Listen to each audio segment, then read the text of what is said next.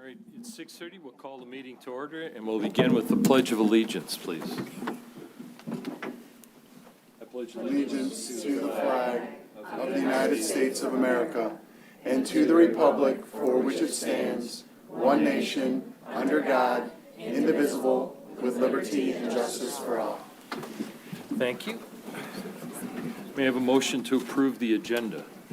I move that we approve the agenda as presented. Thank you. Is there support? Support. Thank you. All those in favor say aye.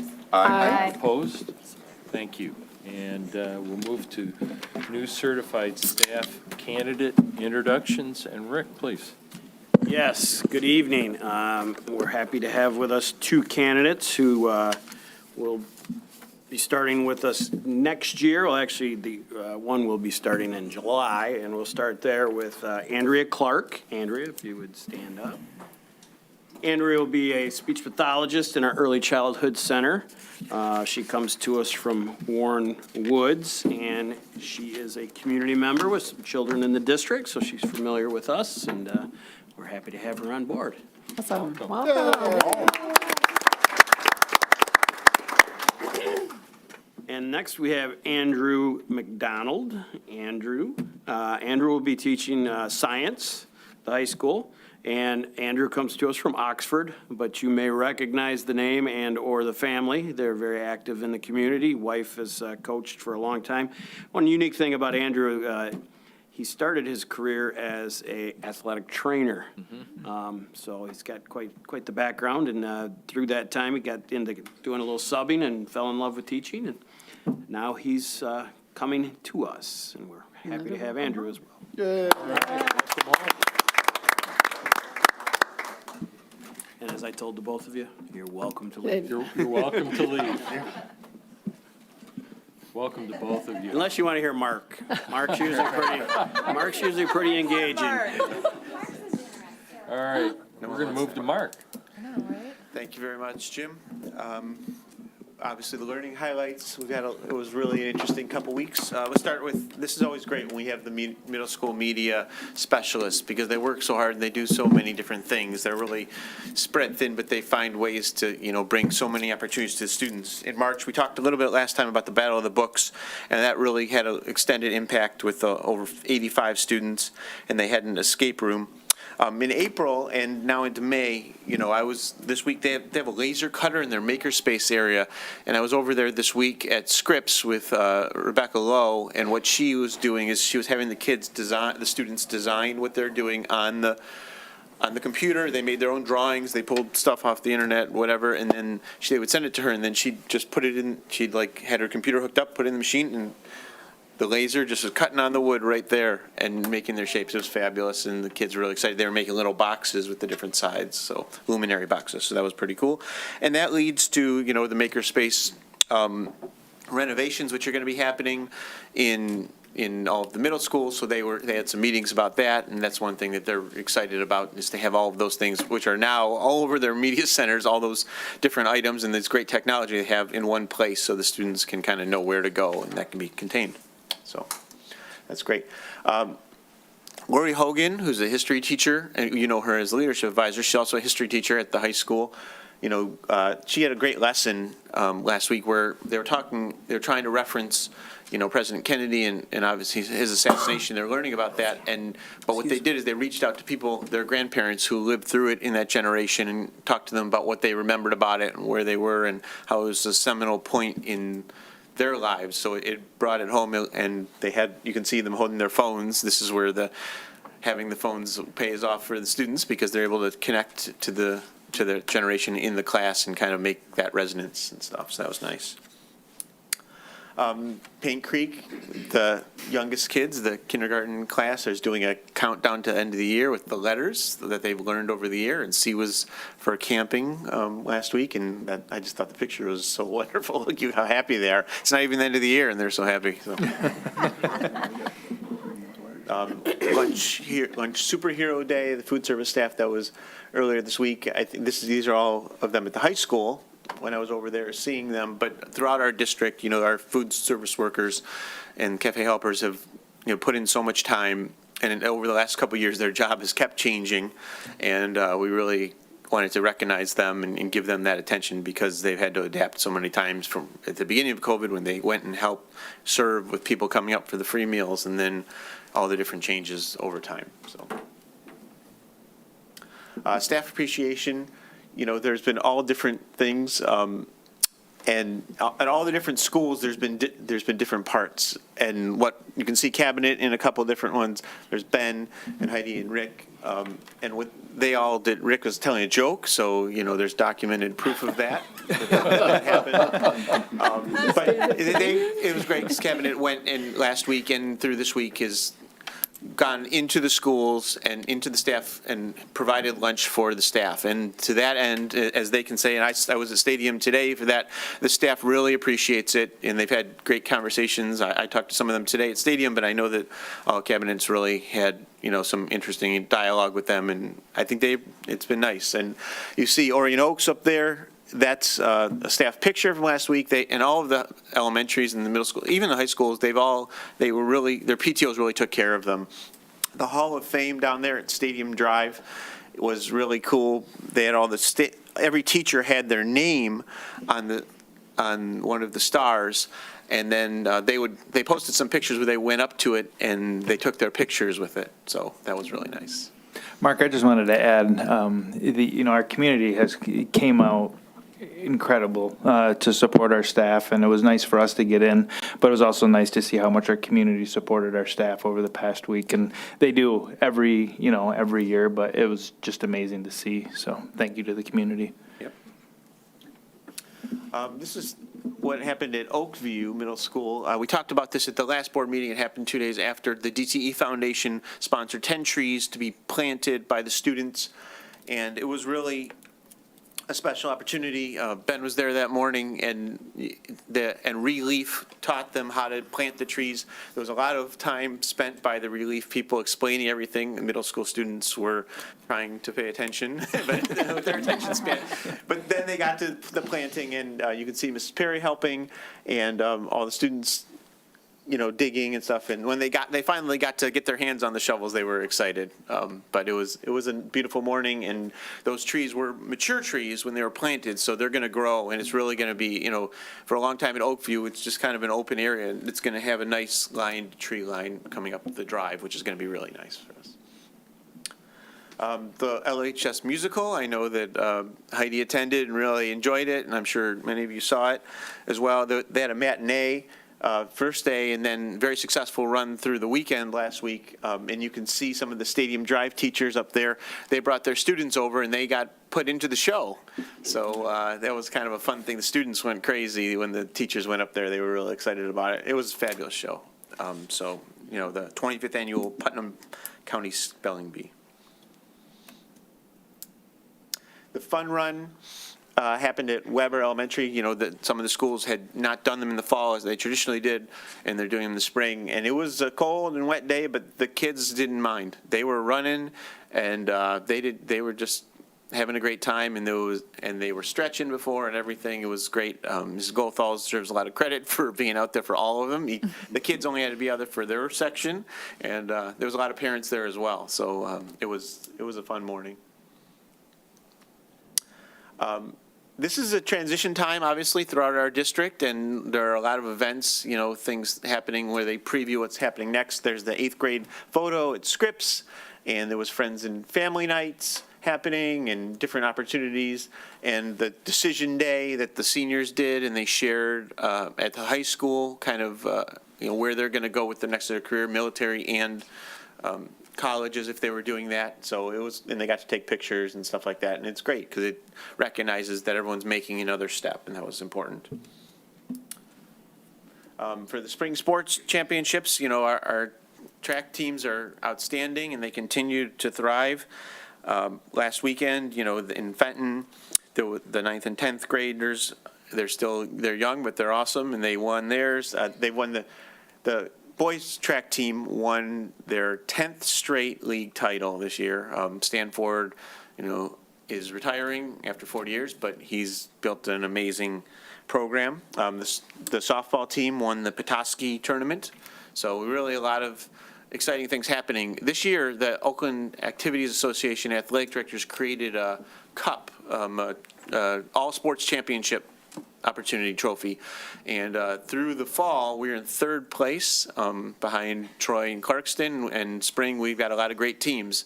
So there's a real chance that we could compete to win that in the first year of it. So it's really exciting. Chris Bell deserves a lot of credit for, bringing everyone together that way and creating that opportunity. So this was just a great picture that was sent to me by the early childhood staff. They had a wedding one day. I think it was pretty spontaneous, but they seemed to enjoy it. So, Emmett S., a learning options student, we've seen him earlier. He won a welding prize earlier, and he won another one. Second place at the Skills USA Michigan Championship on April 10th. So he's really a talented welder and done great things. So we wanted to honor him. The state of the township. This was last week, and we contributed. And Ben, do you want to share a little bit about that day? Sure. We were really thankful to be able to contribute, and I know Scott was there. I'm not sure if anybody else was able to attend, but we really tried to highlight the work that we have accomplished on the bond. With all the bond projects and the support of the community. And we also had students from each level speak to what was their highlight of the year, everything from the early childhood students, which was quite amusing, with them playing with things on the wall as I was trying to talk to them, and then the high school students, and certainly they talked about the sellout, and the middle school students talked about the just being able to do all the things in person that they've been accustomed to, and the elementary students, we focused around STEM, and so those were the conversations the kids were having, and everybody got to see it, and we got a lot of compliments, so real thankful that Mark put that together for us. And again, Mr. Barnett talked quite a bit about the schools and how valued they are, in a number of different slides and stuff, and they continue to do these surveys for the township, and the schools rate as one of the reasons people want to live here. Yeah, is Kevin on here by chance? No. Okay, so Kevin, one of our Pine Tree students, actually started it out, sang the national anthem. It was quite amusing. He gave a shot at a joke, and then he got off the stage, and they started their program. But that was really a great night for him, or a great morning for him too. So Yeah, that was outstanding.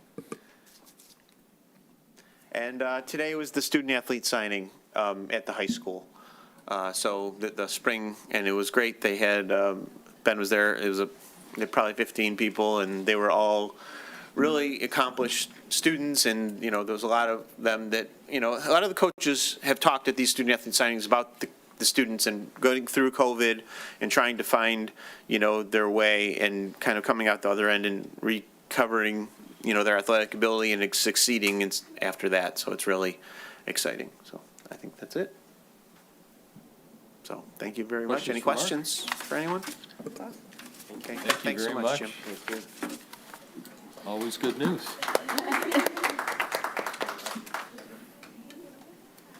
So we'll move on to some more good news and the high school leadership class, Ben. thank you. We have Grace and Savannah have returned for round 2 of their updates. So thank you for being here tonight. Thank you for having us. Hi. Is it not? Oh, okay, there we go. So we do the senior signs that people put in their yards. So on the left, you can see Donovan. He was struggling putting in the little metal piece. But so we had to organize that and hand them out to all the seniors who ordered them. And then we're going to be selling them too, I think, at NATO. So, okay, do you want to do the next one? Yes. So every week we do Ella Lotto. The past few weeks have been representing college, committing to college day, because all the seniors leaving. So here's just a few pictures of them who have won Ella Lotto. Okay, prom tickets. So they went on sale last week for seniors, and then this Monday they went on sale for juniors. So we actually, all the tables are, well, there's still seats left at tables, but all the tables are mostly full. So we sold a ton of tickets already, which is really good. So there's a picture of the ticket and then our committee in the booth. Night of the Oscars is coming up this Sunday, and all the votes are in, and all the students who are nominated will be attending, and then they'll find out the winner at the night of the Oscars. The committee is working really hard to kind of organize it and make it special for them, so they do feel recognized and play out how it actually is supposed to be. I think we have 40 awards too, Wow. so yeah. Oh, okay. Oh, yeah, thank you for the donuts. Yeah, thank you. Mr. Drangos brought us donuts the morning of Dragon Day, which was yesterday. And then going into Dragon Day, there's 3 different activities that we ran with Carpenter, our elementary school 5th graders. The first station was the dice game, and it was like a get-to-know-you station, and it also taught our 5th graders about how important community is and how it unites us together.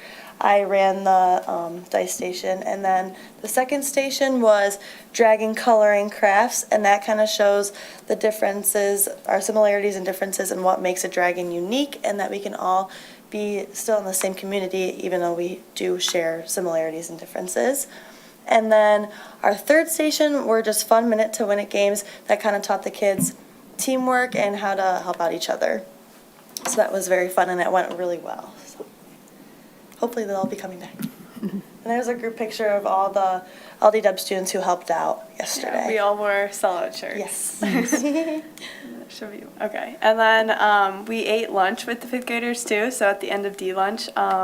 They also got either a free cookie or popcorn from the school store, so they were really excited about that. So I think that's in the middle there. There's Michael with a few of the kids. But yeah, they were really happy and excited about the event. Okay, I think that's all. Thank you. Thank you for being here. Thank you very much. Always great news. Have a good evening, ladies. Thanks, ladies. Thank you. So we'll move on to our presentation tonight, and Ms. Curitin's with us. Welcome.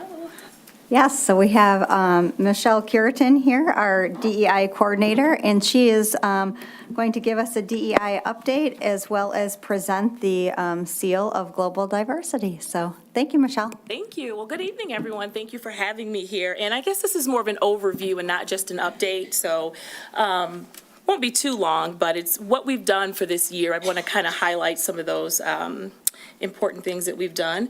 So first, always a starting point, these are the definitions that I've worked with Oakland schools, with the Oakland County equity leaders to come up with to define diversity, equity, and inclusion. This has been introduced to all the staff in the district, and this is on our district website. So it's public view for anyone, and it's unique to Oakland County, but for all school districts and not just Lake Orion community schools. I also this evening just want to acknowledge some important events this month. So we have Asian American and Pacific Heritage Month, and I'll talk a little bit about how we're honoring that in the high school. Of course, a very important day to a lot of us, Mother's Day. We also had Eid, which is wrapping up Ramadan.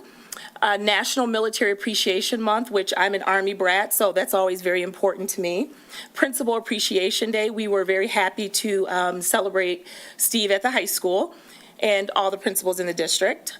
We had Teacher Appreciation Week last week, Jewish Appreciation Month, and Mental Health Awareness Month, which I know will have a lot of activities at the high school for this month. So let's just look at a snapshot of our professional learning. I've really been leaning into the words professional learning as opposed to professional development. I think it's a better, more comfortable word to bring practitioners into. So we began the year with modules on active listening and belonging and inclusive language. We were able to bring in Dr. Goldie Muhammad for our January Dr. King speaker, which she focused on historically responsive literacy. We also have our culturally responsive book study, Culturally Responsive Teaching in the Brain by Zaretta Hammond. The book has been facilitated. I did the second facilitation for the high school this morning. Facilitating the book study with the building level leaders for each level. So in March, I was able to facilitate with the middle school DEI leaders and all the middle school instructional staff. And I'm sorry, I've been talking all day. And elementary will take place this Friday. So we're going through the book and learning, more importantly, how to be culturally responsive practitioners. I also facilitated PD for all the district administrators on culture responsive practices and also the book Culture Responsive Teaching and the Brain. And recently, we all attended LGBTQ plus workshop for all DEI building leaders and district administrators. So this is just a snapshot of our professional learning, not all of our professional learning, but our professional learning that falls under the umbrella of DEI. These are just some photos of us. On the left are some middle school teachers during some breakout sessions for the middle school professional learning. And then on the right are the 3 middle school DEI leaders and I on the stage the day that we presented. And we have these really cool Joy in Service t-shirts that were available for everyone in the district and the community to purchase if they liked. So some district building activities. We have identified, we want our look at these underrepresented and oftentimes marginalized groups of people to be something systemic in the district. So years ago, I established these themes with Cultural Outreach, which is our high school diversity club. We have moved that to be more of a district focus. So each month, we are dedicated to highlighting these different groups. And if you look on the left, how we highlight this is through bulletin boards, activities, contests, and student and staff engagement and involvement. This year, I started sending out a Canva each month that highlights different lesson plans that teachers can use to highlight these different areas where they can shop, how they can learn, music they can listen to in the classroom, the history of the months. So I create a staff Canva with this information and a community Canva that Mark puts on our website for us, and particularly our web page for DEI. We also have focused on no slur zone and watch your words throughout the district. No slur zone is something that we're focused on in the high school and the middle school. We felt the word slur was a little bit too mature for elementary and for 6th graders, so their focus has been watch your words. And it's basically an effort to make sure that we are being the best dragons that we can be. So there's protocols involved on how we can make sure that our language is inclusive and brings people in and doesn't leave people out. And so that speaks to the no slur zone signage, the lessons, the protocol. And at the high school, I was fortunate to create an awareness video with the Cultural Outreach Diversity Club. And then again, watch your words, the signage and lessons. So those months here for you. So we start in September with Hispanic and Latinx Heritage Month. October is Global Diversity Month. November, we focus on our indigenous groups. December, our holidays highlight. January, religions, recognitions. February is Black History Month. March, Women's History Month. April, we focus on languages highlight in Arab American Heritage Month. May, Asian American and Pacific Islander Heritage Month. And June is our Pride Month. And so it's very important for us each month to highlight these different groups. However, there is a focus and a goal to make sure that we incorporate all of these groups throughout the year, all the time in our curriculum, in our lesson planning. And that Canva that I create for the district is a way to help teachers think about how to incorporate these groups into their curriculum. So this is just an example of what you can see in the hallways of the high school. We have a designated bulletin board by our LC, which is our media center, each month. We highlight those different themes there. So we give students the opportunity and staff just to kind of see, visually display what we are highlighting each month. And again, some more DEI activities. This was a very exciting one. This was a door decorating contest for Black History Month.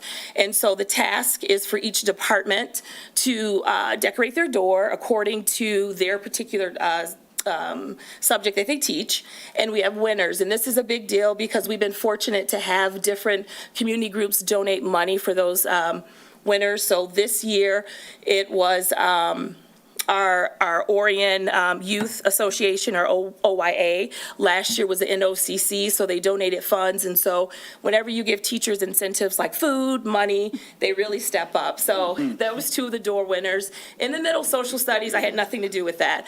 But we were winners, and then you have math there. And then there I am on the left with the co-president of Cultural Outreach for our Spirit Day that we had, and it was just wearing a t-shirt that expresses your identity.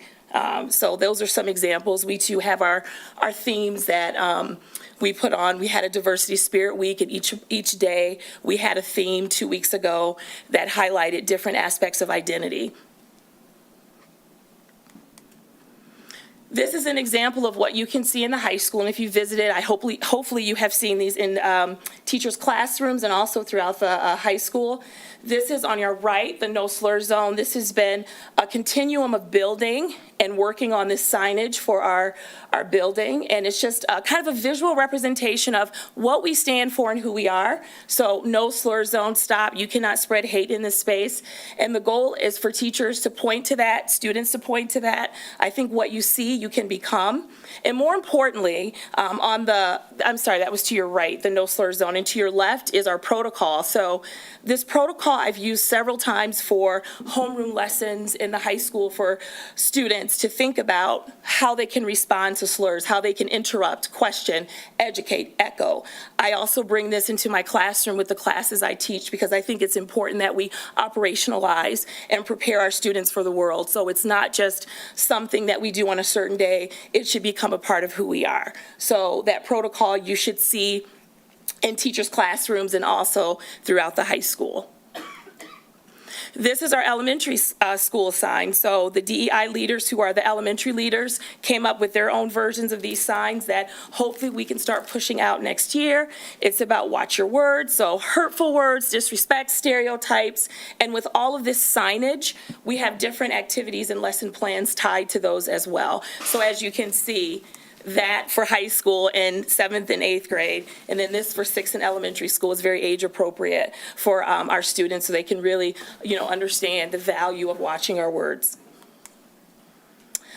So quickly, just our DEI committees, we have a leader that's in every building. I've taken them through some training. We've had some training through Oakland schools, and they represent their school. So we're represented in every building. So we have met and planned monthly. Every month we meet, and I'm the kind of person, when I say we meet, we meet. So we have not missed a meeting. So we meet and we're productive, and we plan for our buildings and for the district. And within those, within our committee, they have building committees that they oversee. So in the high school, I have a representative from every department. In the elementary and middle schools, of course, they're not as large as the high school, but they have representatives on their committee as well, and they plan for their respective building. So a snapshot of the high school, we've had DEI homeroom lessons, which I've prepared and I've sent out to the students for them to work on when we're in homeroom, which happens once or twice a month. It's not every month we're able to do a homeroom lesson because we share that time with different important topics that are taking place. We've done a DEI 5, which has been a way to do a quick snapshot of our book before we had the opportunity to facilitate that. We have a monthly Canva for each theme with lesson plans, activities, information. It is awesome. If you get the chance, go on our website, go to the DEI webpage and look at those Canvas because they take a lot of time and work for us to pull them together, and we're really proud of those. And we're hopeful that the staff and the community can get a lot out of it. So we've had student activities, like I've explained. We've had our Diversity Spirit Week. We have activities at lunch every month. Tomorrow we're meeting, the Diversity Club and I are meeting to plan for the month of May. We're planning on an Asian fair to represent the different regions of Asia. And we're really excited about that because I have a new club that started this year, the Asian Student Alliance. So we have all these events planned and executed by the High School Diversity Club and Cultural Outreach. So what this looks like in the middle school, we have the DEI STAR lessons taking place. They have their cultural outreach clubs, which I was able to bring over to the middle school a few years ago, and those are executed and executed student activities. Their DEI 5, which are snapshots at their staff meetings, and then the elementary schools, same thing. They don't have the student power ability like we have in the middle and the high school, but we have some dynamic leaders over there who are leading those activities and those lessons and events for staff and students. These are some examples here of cultural outreach at the high school. On the left, you see a display that represents some of our topics and ideas that we cover. On the right is our 8th grade welcome night display that we had in place there. And that young lady there is one of the members of cultural outreach. So these are just some action images. We started in the summer facilitating our book, Close to Responsive Teaching in the Brain. It was voluntary. So this is us over the summer. We met at Scripps for 3 times. Heidi attended all of those with us over the summer, and we went through the book. It was kind of a jumping off point, an entry point into learning about the book. So those people that attended, they're a little ahead of everyone else, because now that we're facilitating, many people have gone through that already. So these are some of the wonderful DEI leaders in the building. In our district, pardon me. Some district events and activities. We had our annual district Dr. King event and award ceremonies in respective buildings. We had our Joy in Service t-shirt fundraiser, a district-wide book study rollout and distribution, which was really thoughtful and cute.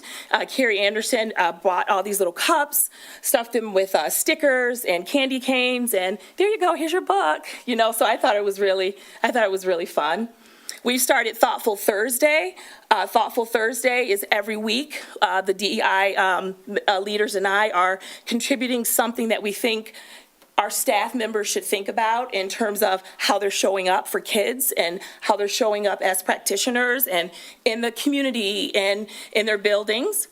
I contribute to a DEI staff and parent newsletter to give updates. And we also have a really awesome, and I please, if you get the chance, to look at our student DEI monthly newsletter. That's also on our webpage. And so Kirsten Heisenreiter has been writing those, and she's done a phenomenal job with those newsletters. So if you get the chance, take a look at our DEI webpage. And thank you to Mark for putting all of that together. So here's some examples of our district events. On the left, there I am with 4 of the 5 cultural outreach officers for our award ceremony that we had for our Joy in Service contest. This year, our Dr. King theme was Joy in Service. And so all of the students who entered the contest, they wrote something, they created poetry or whatever the case may be. If they won, they were honored at this ceremony that we had at the high school. And on the far right is our flyer for our Joy in Service t-shirts that we did this school year. Okay, so any questions about any of our DEI updates before I move on to talk about our Seal of Global Diversity? Ms. Berger. I just wanted to clarify something you said earlier on, and you said that all of that's available again on the website, so anybody can go look at these things you've spoken about Yes. to create it. Are these slides that you have here also on the website? No, this was for you that For I us, made okay. today, but it can go there if Heidi wants it to go there. It can go there if it's okay and appropriate to go.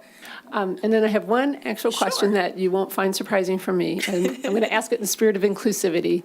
And the one thing I noticed that wasn't on your DEI slide when you talked about the months, and what was focused on was the, I think the politically correct term would be ableism on it, right? So have we also included students who are different in the realm of mental capacity? What about autism awareness?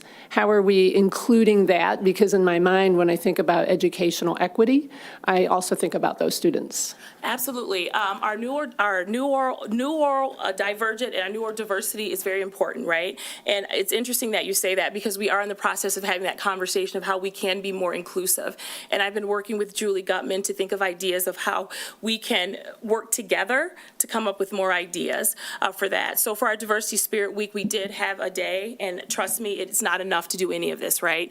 Where we focused on autism acceptance, and we used a day of inclusion to teach. So, and let me say this, for our Diversity Week, not only did we dress up for different themes, but I also sent out different information for teachers to share with their students in the classroom. And for that particular day, it was about autism and neurodiversity, which I'm butchering that word, I apologize for that. And also autism acceptance for teachers to share and learn. So that is a learning point, it is a growth point that we definitely need to focus more on in the district. And I just want you to say thank you for acknowledging that, because I agree we can do more in that area, and that is a goal for the upcoming school year moving forward. Thank you, I appreciate that. Thank you. I think that ties together well, that we're never, this movement of DEI it's still moving. Always on a And that's what I mean. continuum. Always And on a that's what I continuum of appreciate, growth. is that we're constantly challenging ourselves to become better. that we can always learn more, and it's exciting that you're able to make sure that, and the interesting thing was the language for the students, even the little kids. One of the principles that my kids had was, sticks and stones will never break my bones, but words will never hurt me, is one of the great, it was horrible that ever was created, because it's the words that are going to, there are people that, families are broken apart over words forever. So teaching our youngest kids, watch your words, is a great way to build them up in this, so that as they get older, it's just that the normalized behavior is that it's not acceptable to make fun of other people for any reasons. Absolutely. And I think in my mind, just as someone trying to lead the efforts, when I think of no slur zone, that's everyone. That's not just any, racial or ethnic groups. That's everyone that you can think of when we're thinking about being inclusive in that regard. So absolutely. And I agree. Words have power. Right? They're very powerful, and we can never judge the impact of our words. Our intent may be one thing, but our impact is definitely another. So thank you for acknowledging that. I agree. Any other questions? Try to go through that really, really fast. So there's something exciting that's coming up, and all credit to Sarah Roberts. She's an 8th grade math teacher at Oakview. She had this awesome idea to start, and the name of this has gone through several changes, but we've settled and we've landed on Seal of Global Diversity for our students in the middle school and the high school. So just very quickly, and these are Sarah's words, not mine, but after she attended a global ed conference at Oakland University, she was impressed and inspired with the initiative to honor students with a Global Awareness Program certificate by fulfilling specific requirements to help students stand out when applying to colleges, universities, and the workforce. So that's where the whole idea came from. And so she wanted to expand this idea in Lake Orion as we are expanding our DEI efforts. And this program can begin as early as 7th grade and continue through a student's 12th grade year. So the most important part of this that I enjoy is success for all. I think that's extremely important. This is a great opportunity for students in our districts to shine by adding a unique component for recognition. So I want to get into that a little bit. So here's our nice flyer again. Kudos to Sarah, who actually will be in charge of this, more, overseeing this. So applications will be considered twice each year in January and May, and there'll be an email address that people can email it to. And here are some of the requirements here. So applicants must complete a minimum number of hours of required coursework. So what I have done is I had conversations with Steve Hawley, the counselors at the high school, and I said, what classes do we offer that kind of teach through the lens of global citizenship and would kind of fall within the realm of kind of this big thinking and expanding our students' horizons? So we have included several different classes from a lot of different departments, not just social studies, not just world languages. And I just had a conversation with the math department, and they're going to add about 2 classes to this list as well. So this is a work in progress. This is not the final product, of course. So to earn this seal of global diversity, there's a certain amount of coursework that students will take. We also hopefully will have some family international travel or host a family. Speaking from the perspective of someone who lived in Germany for 10 years, in elementary school, all of middle school, and half of high school, I think international travel is very important. I am who I am because of my ability to travel to different places around the world and to live in Germany for a significant amount of time. So I'm a huge proponent of allowing our students to see the world. Then community service is a must as well. So our high school students are required to have 20 hours of community service when they graduate. Well, if you're in this program, 10 of those hours must be devoted to this global diversity initiative. So this can include tutoring, volunteering, and participating in LOCS after-school clubs that emphasize global diversity, attend museums or social events with a global diversity perspective, and we'll have guidelines and protocols. So this is again, a work in progress, and it seems really, it's not going to be as loose as it sounds for the requirements. So there will be a rubric to make sure that, the students have met all of these different areas. And then finally, they'll have to make a global presentation. We initially were thinking the Board of Education, and Heidi said, well, what about to the committee that selects the group of kids to be a part of it? So that's still something that's kind of up in the air. Who can participate? Students in 7th through 12th grade can participate, and of course, everyone's welcome, and students with an IEP should work with their learning consultant to customize a work plan. So this is open to every student, not just our AP or honors students, but anyone can be a part of this. We think that it will develop, again, that global citizenship, personal and social responsibility, social, emotional, and intercultural skills, which are very important, a variety of communication styles and modes and tools, leadership to turn ideas into actions, meaningful knowledge of the world at large, and reflective practices and the desire to take action on ideas in the real world. And I think those are very important points to think about what our students in Lake Orion can take away from a program like this. Do you have any questions about the Seal of Global Diversity? Joe, you're being very thorough, and take your time. We're enjoying this. It's awesome. Right? There is, and can I speak to the timeline? I didn't put it in the PowerPoint. I wasn't sure how much time I had, but this is something that has been ongoing. The conversation has been taking place over the course of a year. So, and like I said, there's been a lot of revisions, and we know right now we're not doing international travel, but I hope and I would implore the district to put that on the table.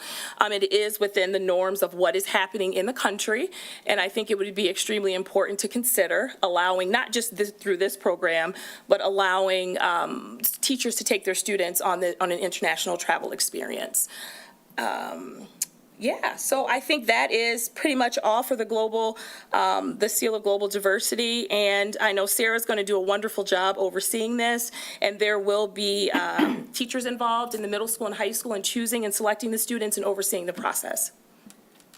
Would it be safe to say that this process is evolving and that as you get into it further, you'll be tweaking it and adjusting it to see where it works best for students?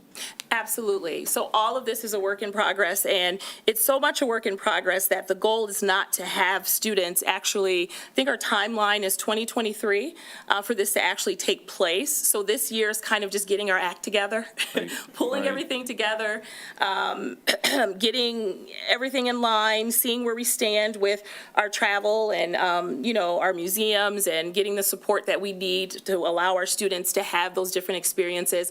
And I have to say this, you don't have to do all of these. If a student does not want to do international travel or host a family, that's fine. You don't have to do that. And we're not going to force anyone to do that or say you have to do this, because I know there are resources involved in doing that. And so that's another piece of it. Are we going to fundraise? Are we going to allow the students to pay for it on their own? So there are a lot of questions that I even have for the program, and a lot of details that need to be worked out. So just so you know, so if someone just decides I want to do a global presentation, the coursework, and do something with museums, that's wonderful. You don't have to, do that. Question? I would just like to point out that the ingenuity, if you will, for this seal, the development, this is not from the Michigan Department of Education. This is in Lake Orion creation, and I can see this going to be a repeatable process that can set a standard for other people. And I think it's really great that you're putting this out there at this point. And thank you for acknowledging that. No, this is not endorsed by the state. Maybe one day it will be, but it will hopefully be endorsed by Lake Orion Community Schools. It's a good first step. That's a big deal. Same thing. So that's a big deal as well. So that's very, very exciting to think about, giving our students the opportunity. Any other questions? Just a comment. I mean, we're the part of the curriculum committee, and we had a preview of this, and I can tell just from what we got done to this has already evolved, right? There's been more into it, so I know this is a huge undertaking, and kind of to speak to our kind of strategic plan as well, because all of this came from someone going to a conference, right? And allowing the teachers to come back with these awesome ideas that's so unique to Lake Orion, and then saying, I'm willing to do this. I'm willing to undertake this massive project. So I really appreciate you and Sarah Roberts for, coming up with this and allowing our students to have this unique opportunity. So thank you. She's a saint. We have a running joke. We're just going to keep all of the, the number behind the amount of drafts we have. I think we're at 50. And this poor thing, so Heidi will say, Michelle, change this word. I'm like, okay, Sarah, change this word. Okay, this sentence. All right, change this sentence. So she has just been, wonderful in making all of those changes constantly. So Yeah, thank you. It's a huge undertaking, but it's going to be a great opportunity, so. I had a question, and just so that people can get the experience, the application or screening process, are you looking to have this be open to as many students who qualify? It's not a limited number of spots. It's any student who is willing to engage in the process can be part of this? yes, thank you for saying that. How I envision this, if 100 kids want to be involved, they can be involved, because we don't necessarily have to have them in a classroom. We just have to make sure that they're doing what they need to do for the program. So it's just kind of checking in, checkpoints and things of that nature. So the word application implies that they're competing, but they're not. So I don't know that I like that word. And even when NHS, I didn't use the word application, because you're not competing against someone. So I think we may even want to change that word. So thank you for planting that seed. Sarah's going to love this. So, because when you hear application, our community, wonderful community, but they get anxious about that, right? They think, I have to get it in. It's not a competitive program. It's all comers who are willing to do the work and participate, because there's work involved. Yes. It's not just, they have to take coursework, they have to engage in their community, they have to put themselves out there to do this. But it would be great if a whole bunch of students were willing to do that. Absolutely. Michelle, may I have a question and a comment? Sure. Mostly a comment. You probably already know about this. Metro Detroit being a multi-diversity, cosmopolitan area that's still growing.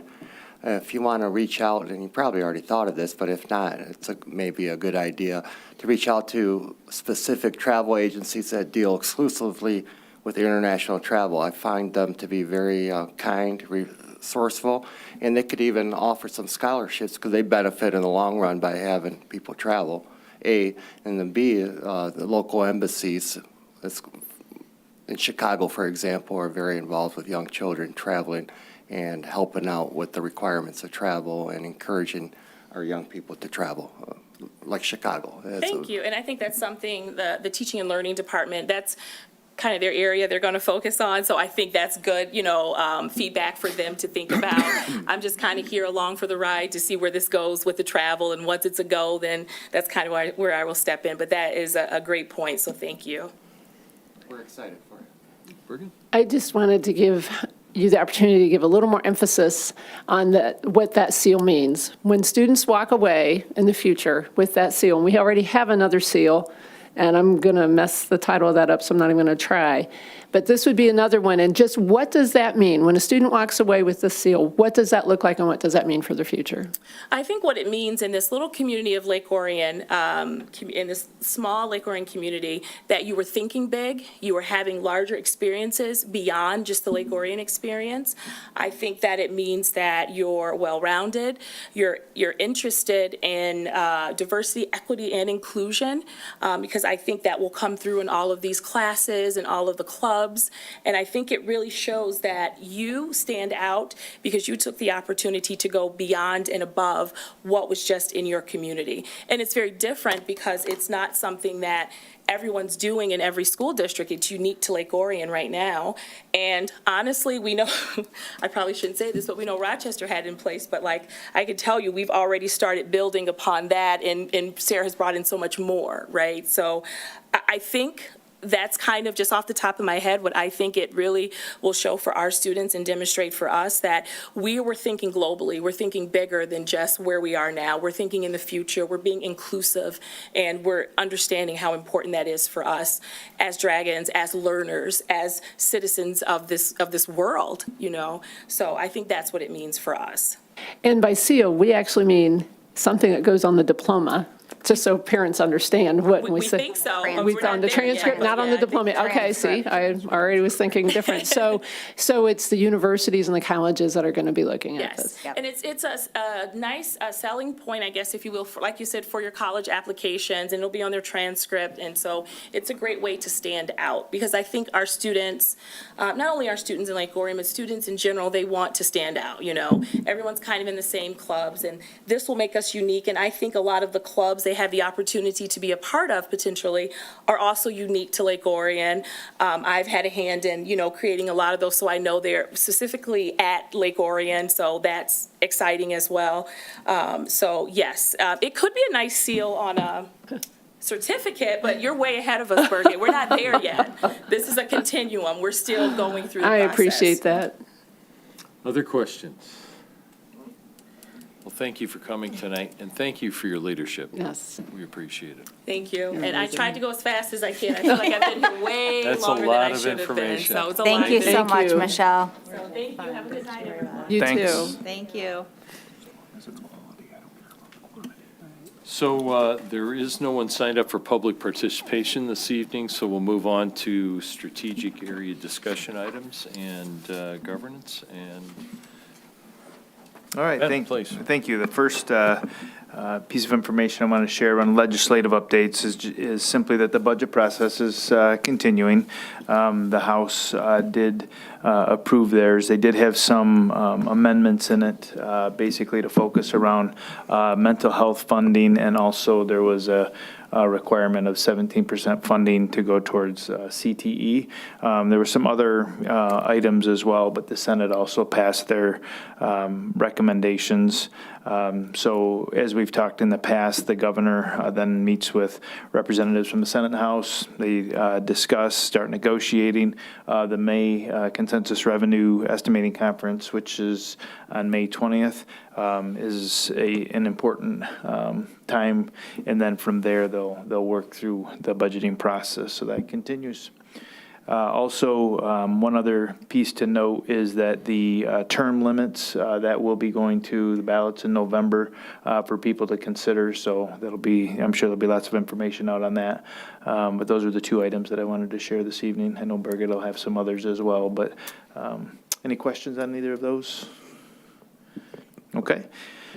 And then as far as the COVID update, as I said, I'll continue to do these through this month, and go ahead into the first slide. So you notice at the very end of my mob of numbers there, you know, the numbers, as you likely know, that the numbers continue to go up in terms of positivity, and just recognizing that the variant, where the variant is. And I think one of the real keys that we have to remember as these go up, and you see the positivity rate at 19.2% for the county, so that too has gone up. But Julie, if you move to the last slide, one of the pieces that I just really want to recognize is that I continue to meet with the health department. They feel that we are still in a good spot. Hospital capacity and deaths are still at a manageable number, for lack of a better term. And the Calandra had said, and she said it well, but she said we have the tools to handle where we're at with COVID now. So she really feels like what we're doing in society, we know what we need to do if we want to protect ourselves, and we have the ability to do those things. They aren't recommending that we do anything different operationally as a school system. The one thing that I guess I would recognize that they talk about is if you're somebody who is at risk, to talk to your medical provider if there are things that you should be doing to protect yourself. But other than that, they continue to emphasize to continue as we are in our current environment. So, any questions at all? No, I just appreciate, Mr. Kirby, that you continue to meet with the professionals and bringing the information to us and keeping us updated. I know it takes a lot of time, but it's very important, and you've been excellent in sharing that information with us. Thank you. Yep, thank you. Thank you. You good? Thank you. So move to policy committee report, and Birgit. So we had the first reading of policy updates 36.1 and 36.2 at our previous meeting. And at that point, we went through all of them as quickly as I could. And I promised you I wouldn't go through them again tonight. So this is your final attempt at asking questions or getting clarification because we are voting on them this evening. Okay. Then I will just move on to Oakland Please. Schools Board of Education election. So as you all are aware, that we have our Oakland Schools, which is our intermediate school district, has a Board of Education of 5 people. Those people are elected by the county boards of education. We have 2 seats up this year, and there are currently, and actually just 5 running for those seats because the deadline for filing was this past Friday. This evening, even as we speak, there's a forum of the candidates going on hosted by the OCSBA Government Relations Committee. We're clearly not attending that, and it's being recorded, and as the secretary, I will be sending that out to everybody. I encourage you to watch that because it will be very telling as to, I think, how our discussion goes in our next meeting. In our next meeting, we pass a resolution stating who we're going to vote for, and we also determine who will be the representative to go down and cast that vote on our behalf. That vote will be cast on Monday, which is a board meeting of the Oakland Schools Board of Education. They actually initiate the vote, they break, the vote occurs in a time frame. There's canvassers, and it will eventually be audited. The vote comes in, and then they will review that evening. Julie will end up with an official email from probably the superintendent of Oakland Schools with the results of that, as will the Board of Elections of Oakland County, and you'll know officially Tuesday who the 2 were, or are, who will be. There are, the 2 incumbents are running, and there is a board member from the Troy board that's running, and there are 2 members who are new, running for 2 different districts in the county, and also threw their hat in to the Oakland Schools Board of Education race. So that is the layout of the land on that election. That election is completely different from the Oakland County School Board Association's Board of Directors election that's coming up, where we all get an individual vote if we attend that meeting in June. And there are 3 seats up, and we're currently gathering people who are willing to run for that board.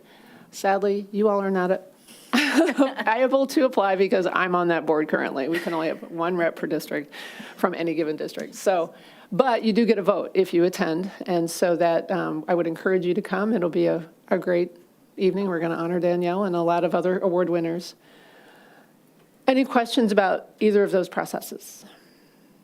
The date, Birgit, for the award? June 15th, June. Wednesday night, in between our board meetings, so it doesn't conflict. So a question on casting, so Lake Orion, we have to send somebody, correct, in order, so, okay. So one of us will have to. We designate the person. And Designate the person. They go, it's interesting because, and this goes by the law. Nobody made this up at Oakland Schools, and we didn't make it up. This is how the law wrote it. So we'll actually cast our resolution. They're going to know how we're going to vote.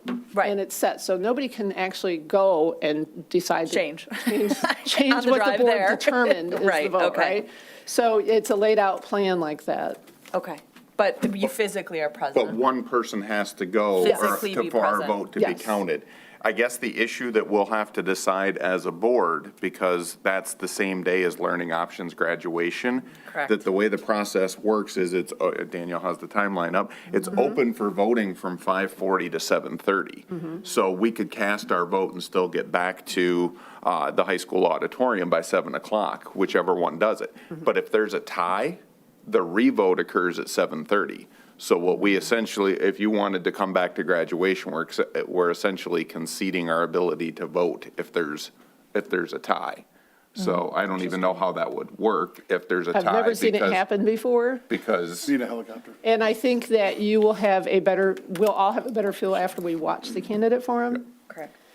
Is my best guess on this. So I don't know. We haven't passed a resolution on what happens in case of a tie. It's good enough, though, but that's just to understand that unless that person wants to miss options graduation, we wouldn't be able to vote in the case of a tie. So just, we have to have that in mind when we come to our next meeting. Just food for thought for all of us to think about as we choose that representative who would go vote. Right. So, How will the board be able to access the recording? I will be sending that out tomorrow morning to all the not all the 201 trustees in Oakland County. And it will be a limited time availability. It's a Zoom recording, so you got like 48 hours when I hit the link, send out, so. Just so you know. You don't sit on that when you get it. You don't think, I'll watch it Sunday. I'll watch it on Saturday or Sunday. No. Well, you won't. Okay, any other questions around the Oakland School Board election, Oakland schools? No.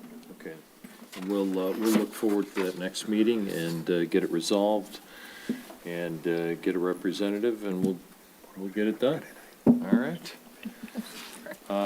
Government relations. So this is new to our agenda, the Government Relations Representative Report. So whoever will be the appointee in this position, it's currently me, and attends those meetings, Government Relations Committee meetings from Oakland schools, which are on the first Wednesday night, which you are also allowed to attend. Sometimes we get interesting information. We tend to have guest speakers on occasion, and I would welcome the opportunity to bring this back. We added this as one of our board goals, so it's the first time for me to actually report out to you in a meeting. We did meet last Wednesday in the evening. We had a guest speaker, if you will. They don't really speak, they share. It was the MDE lobbyist. Her name is Cheryl Kennedy. Her main focus was about the budget, and I think that's pretty much what's hot and heavy right now in Lansing. There's a lot of money in the school aid fund, and they're a little giddy up there.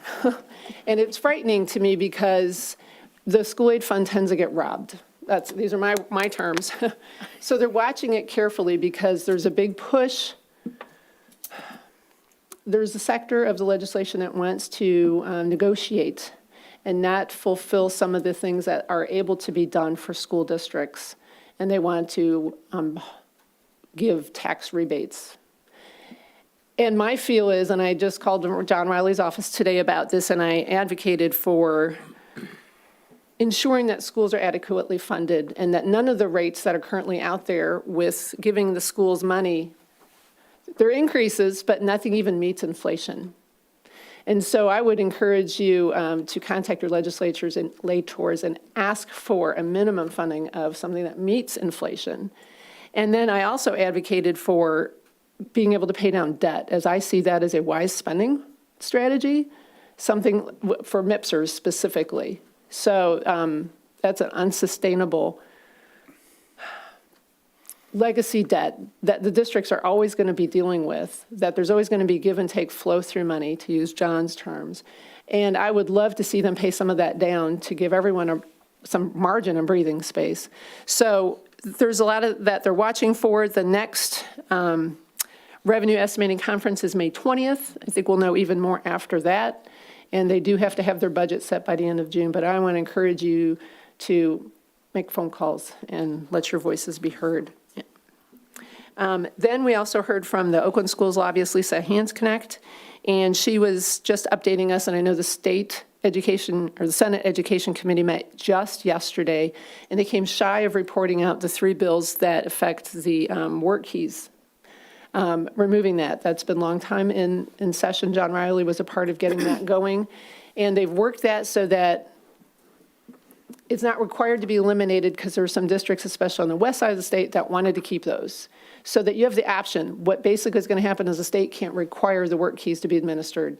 And if you want to administer it to your kids or you have specific kids that want to take it, you can, and you can still apply for reimbursement. So that's very close to being passed. I think at their next meeting, they've got so much going on. If you haven't noticed from all the updates, there's a lot of stuff out there. But those are some of the hot items going on. Questions? Can I ask a question? This might be more for Heidi, but what's the benefit of the work keys, in your opinion, if any? Because I'm just trying to wrap my head around why certain districts would be passionate about wanting those, so. It's more of a work a work, what's the term I'm looking Their for? employability skills. Yeah, exactly. Right, okay, So it would, I mean, it would be great to be able to just offer it to students and to have let that them flexibility. choose whether Okay. they want to take it or not. Okay, That I would was be, just that would be the curious. best case scenario. Okay. And this has been discussed for For a very long time. multiple years. Yeah, So, yeah, yeah, but that's okay. essentially what it is employability skills. Okay, perfect, thank you. I did have one comment that in terms of advocacy, because I'll take it in a different direction than what you advocated for. So one of the, I can't remember if it was the Senate or the House version, they were considering putting more money into that 147C pass-through that John always talks about. But my concern with that would be is there's already a plan that pass-through money will pay off the MIPSR's unfunded liability by, I think it's 2038. And my concern is if the state, one of the proposal that the whichever chamber had it was to double the amount that goes through the pass-through. So instead of us getting $7 million and having to give it back, they'd give us $14 million and we have to give it back. I'd rather have them give us that $7 million and let us educate students rather than paying off that debt arguably twice as fast. So there's a concern that would help the inflation issue that we're facing currently. So I'm cautious. So in a conversation I had with John about that, I don't know that would be. I personally don't think that would be the best use of the money. I'd rather have it come to the district and allow us to use that money as we see fit to educate students and stay on the original payoff plan that they have for MIPSRs. Because when that money goes away, that $7 million that we get this year that we have to give back, the plan is in 2038. It's a cliff. Oh, you get that money. I would hate to have them double it to $14 million in today's dollars, and then we're waiting until whatever year to get some of that to educate our students. So it's just a different opinion of how they could use some of that state aid money. But what I will agree on is the big thing we all need to advocate, we've got all this extra money in the school aid fund. How about giving more to universities? How about giving more to community colleges? How about leaving that money that was legislated as K through 12 money going to K through 12 public education? Your point is very valid, and the whole idea of having money to use in a way that school districts need to use it is very, very valuable.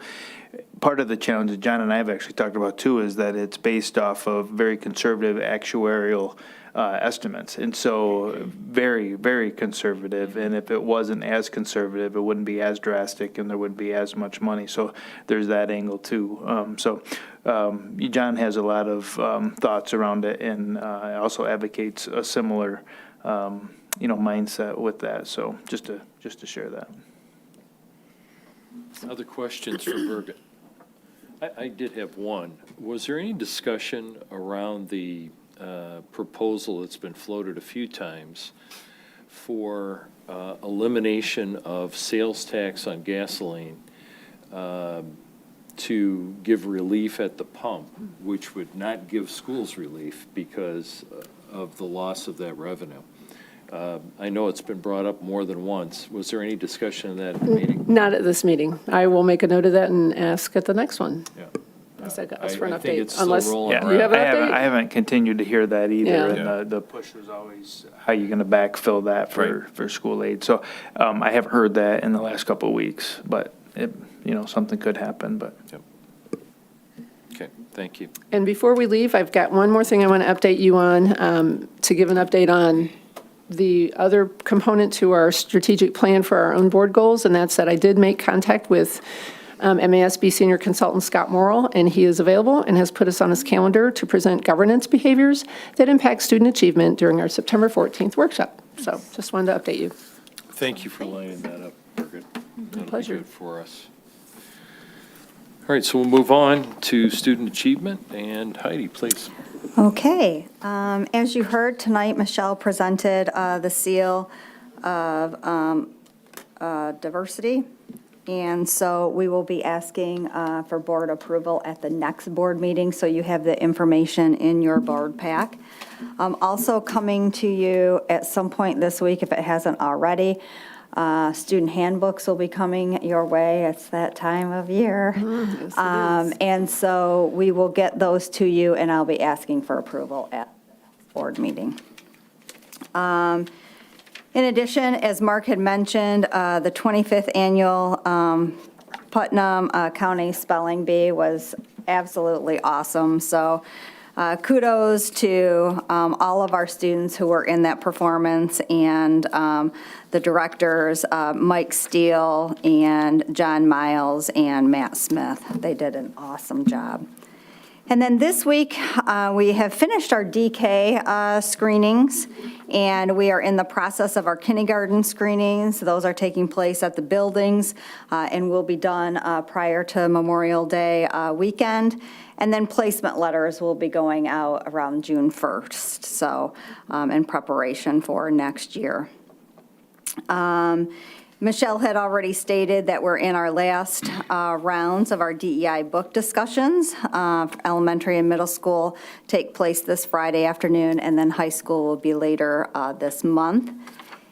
And then elementary administration this week on Tuesday participated in a professional development with Kate DeMio regarding the science shifts of reading coming next year. So there has been some studies and some research done surrounding reading and how we teach reading. And so we will be making some slight adjustments in our reading instruction. So we are preparing for that. And so all of our administrators had that professional development this week. And I think that is it for the academic side. As for bond, right now we are just in the heat of the projects, doing what we can do while students are in school. As soon as we're out of school, obviously, things will really pick up. And right now, furniture is really the hot topic at this point in time.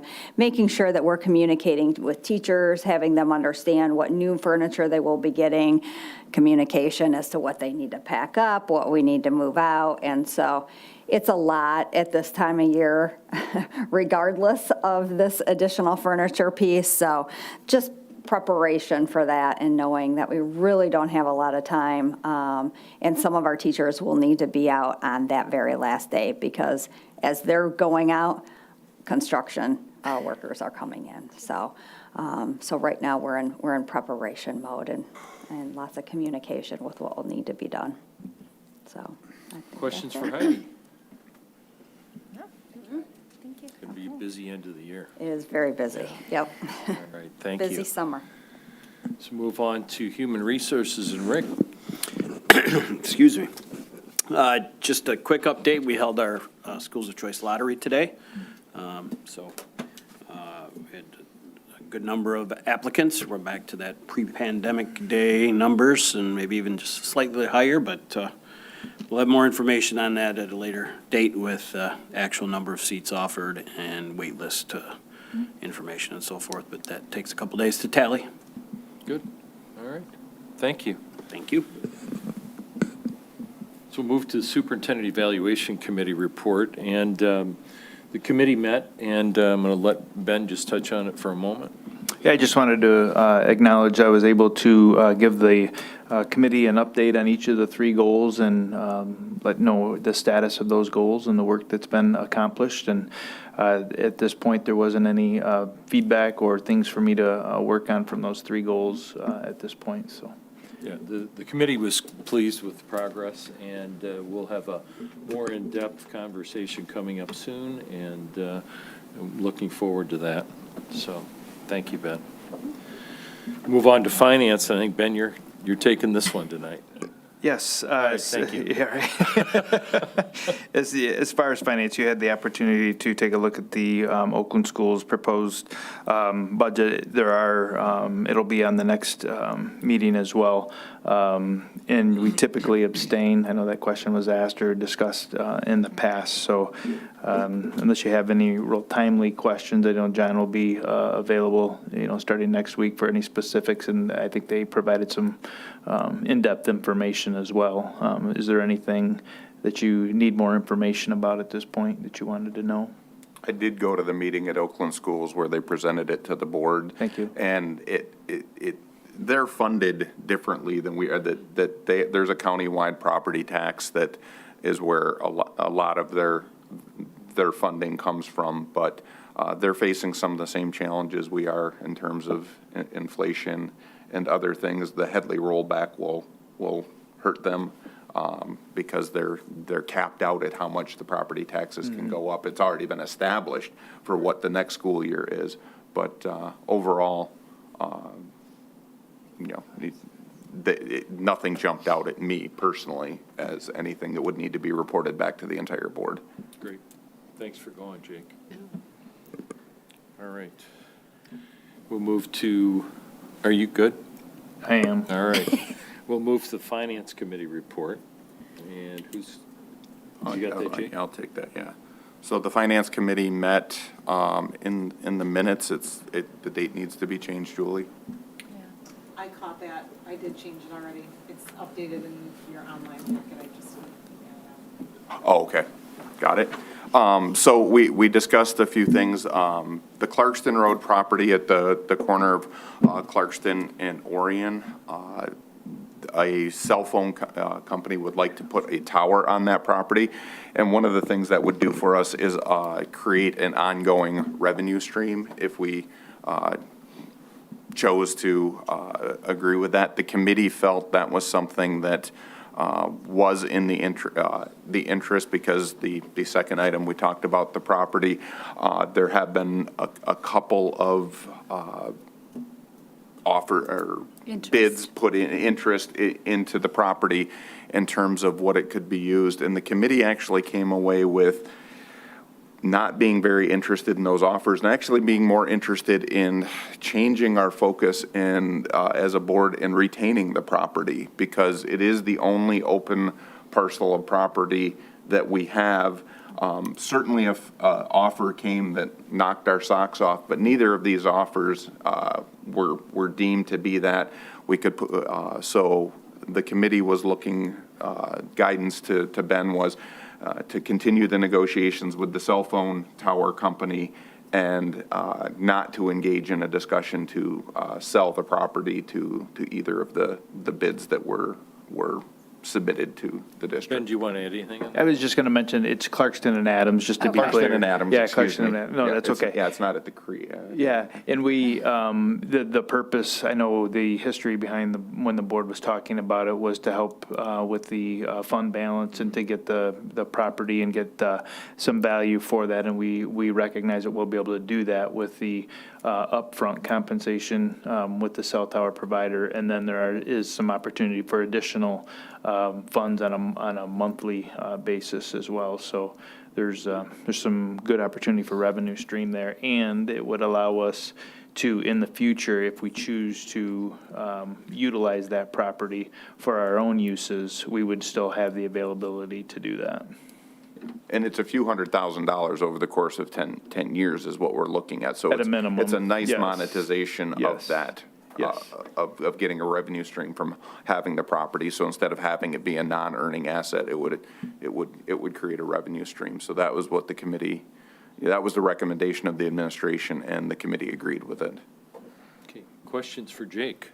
Jake, I like that because when you look at our school district and the places that, I mean, maybe not in the next 10 years, but in the next 25 years, that could be developed, it's out there. Like, all those fields have been sold 3 times to be subdivisions, and they've all, the deals have fallen through. So, which is why Oakview is where Oakview is. But the whole end of Stony Creek, both sides of Stony Creek, where Stony Creek makes the jog, I mean, all those spots, there's, a couple thousand acres that could be, I mean, you could end up with a Keatington there in 10 years. So I think it's very wise to just sit on that, especially if it's paying us back for it. So, thank you. I Yes, Bergen. have a couple of questions, and I guess they're going to you. This is an impression I have, and Jake and Susan, maybe you can shed some light onto it. A cell tower presence out there, does that prohibit future usage ability of that land at all? I'll kick that over to Ben, because that's more of an administration question. John and I actually physically went out there and walked it and looked at the different undulations and whatnot, and they want to be at a top point, obviously. So looking at where that's at, we basically tried to envision, what it would look like if we were to go put a school and compromise, but we do feel like we would still be able to utilize property. There are requirements as far as fall areas and whatnot that the township would have, that the cell tower provider, deals with them. But yes, we still think that we can utilize that property. And what kind of commitment are you making? Are you interested in making? What are you? Yeah, so that's actually in negotiations. Yep. So really what we're looking at is that the initial is likely, they would like to do a 10 years. To start with. Of course they would. Yeah, so that's something that, we will work with them on that. But like Scott said, we're looking at future. It's an asset that isn't costing us anything. It was about getting a revenue stream for what we currently have. But at a minimum, they would like to do the 10-year, and then there's their typical contract language is some automatic rollovers and whatnot. But we certainly have options to get out or to continue as well. So So the And fall just to- area was actually an interesting concept, which means even though the tower only takes up about 100 by 100 spot, you have to give it can't fall over on anything. So if it's a 200-foot high tower, it has to be able to fall in any direction. You can't have any structure underneath it. But the nice thing is, at the high point of the property is back a little bit. So that's what they said. They looked at it to say, we could still likely put a school in the area of the property that would be outside of the fall. So even if the tower needed, we decided we could likely put a school on the property and keep the tower. It's not in 10 years, hey, take your tower down so we can build a school. It likely, we wouldn't be inhibiting the ability to use the land even in the next 10 years if we agreed to put a tower up for 10 years. Right, and we have a history, just many people forget about it because you go by it, but we have one right in the middle of the campus, the high school as well. So similar arrangements, there's one next door when the old high school, a couple high schools ago, was in place as well, so. So this going out to a remote area, though, there's a requirement for them, if it's so far set back, then they're going to create an access to it, correct? Yes, So, they're fully responsible Okay. for all of that, yep. Yeah, there's John showed us on the parcel picture, there's an easement that goes up, or not an easement, but it would be an access road that they would have to put in, so they would, But I think they would maintain it as an they would- easement. exactly, they would clear a strip and then put down whatever they need to be able to get their vehicles back to it, but none of that would be in the contract as being their responsibility. okay. When do you anticipate that coming back? They're eager, but we, since our meeting, we've communicated our interest to continue the negotiations. So we don't have, but I will give updates as that starts to become more clear. But we don't have a definitive date right now. And that would prompt a closed session for discussion, correct? Quite possibly, yes. One more thing, like not to beat the cell tower to death, but was there any talk about a pine tree one? One that looks like a tree? You know what I mean? We have not talked about like Okay. the I just- look of it. Well, they have one at DTE that's, it's a tree. And Gotcha. So I'm just thinking. Gotcha, yeah. No, I appreciate you bringing that up I think because. Oakland Because if Township we would can, be all right, over because if we can ask them for that and that helps. Right, 100%. right, yeah. We do know that the township has their requirements and they will have their say on it as well. Sure. And it will also help our folks at Oakview so they can use their phones. Also Yeah, valid. all the people out there, Yeah. correct, yes, it's a tough area. There's a reason they're looking, because. I was there for a long time and your phone doesn't work. I know. Ben commented when they walked the property, he's like, it's a significant elevation. It increased his heart rate to get up to the high point of the Listen, property. I thought that was our secret, but maybe. I took it as a joke. It was not serious. Thanks, I'm sure your heart rate Okay. did not All elevate. right. Well, I mean, I hope it did, because it shows that your heart's supposed to beat faster as you exert energy. And the last thing we talked about was the budget. So there will be the final budget amendment, and the next year's budget will be coming to us shortly. So in the next, maybe not at the next, but we'll start the reading cycles for that. And the nice thing is, the current year budget, there are no surprises. They've been able to, whatever's been, the amendment we passed in, I think it was January, February, that there haven't been any other up or down surprises since then. Good. That's good news. All right, thank you, Jake. So move on to action items, and may I have a motion to approve the consent agenda. I move that we approve the following consent agenda items. Approve payment of the March bills in the amount of $8,472,275.16. Approve also minutes from the April 27th regular, the April 22nd Board Self-Assessment Committee, the April 27th Superintendent Evaluation Committee, and May 3rd of 2022 Finance Committee meetings, and also approving the Head Start Coordinator's report. Thank you. Is there support? Support. Thank you. All those in favor say aye. Aye. Opposed? Thank you. The consent agenda is approved. May I move on to the, may I have a motion to approve the policy revisions? I moved, go ahead, Jake. I move to approve the proposed revisions to Bylaws 0100, 0167.3, and policies 3120, 6114, 6152, 7450, 8310, 8320, and 8330 from Neola 36-1 update, and policies 1616, 5511, 6110, 6114, and 6325 from Neola 36-2 update as presented. Thank you. Is there support? Support. Thank you. All those in favor say aye. Aye. Opposed? Thank you very much. The policy revisions are approved. That was awesome. May I have a motion to approve certified new hires? I move to approve 2 certified new hires as presented. Thank you. Is there support? Support. Thank you. All those in favor say aye. Aye. Opposed? Thank you.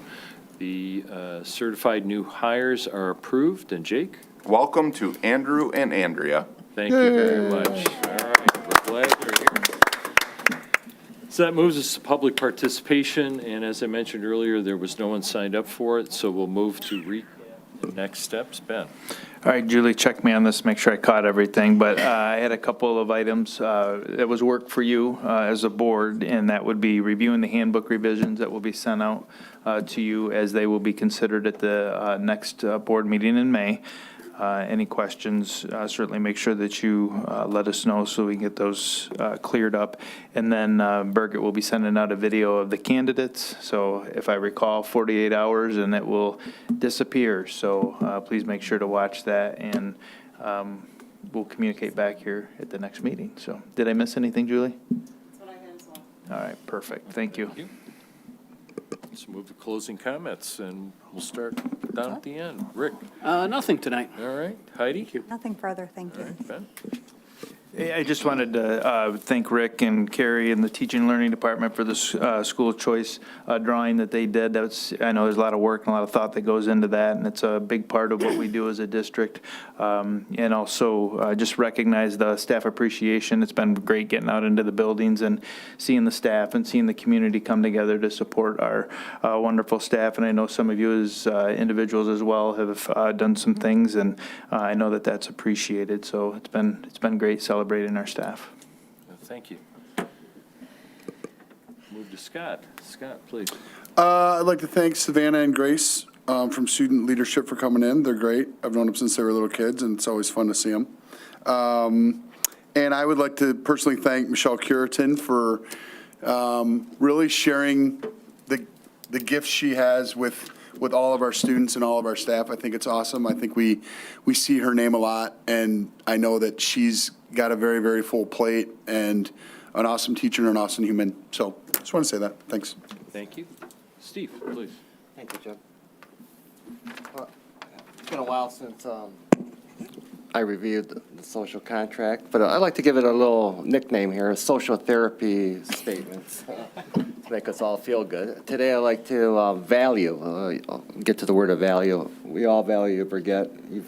Today made me think a lot about the time you spent and the time to educate. I can only speak for myself. You educate me a lot about these areas I would never be able to handle on my own.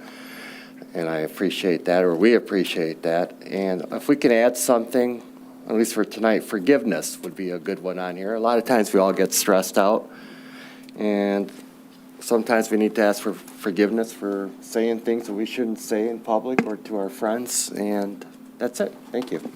Thank you, Steve. Susan? No, nothing further from my side. Thank All you right. for a great meeting. Thank you. Danielle? Yeah, I just had a couple of things. I did attend the musical over the weekend. It was absolutely fantastic and fun, and so much fun to see the students. And we have such talented students and all of the staff and, you know, everyone that we don't see on stage. It was wonderful. Of course, Teacher Appreciation was last week, and a big, huge thank you to every teacher in the district. But there's one group that I want to recognize that, unfortunately, we don't have a Safe Ed Appreciation Week. And our Safe Eds we talk a lot about connections and the connections that the students need in the schools.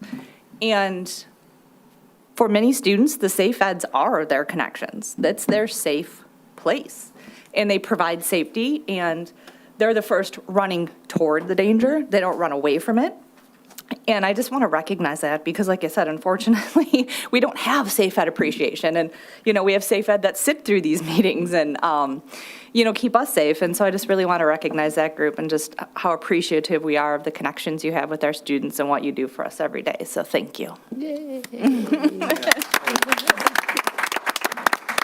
Thank you for raising that, Danielle. Yeah. That's a very valid point. That's a group of people we do need to recognize. We For sure. don't Yeah. formally do. Yeah. So thank you. Jake? Yeah, so our board meetings fell between Teacher Appreciation Week, and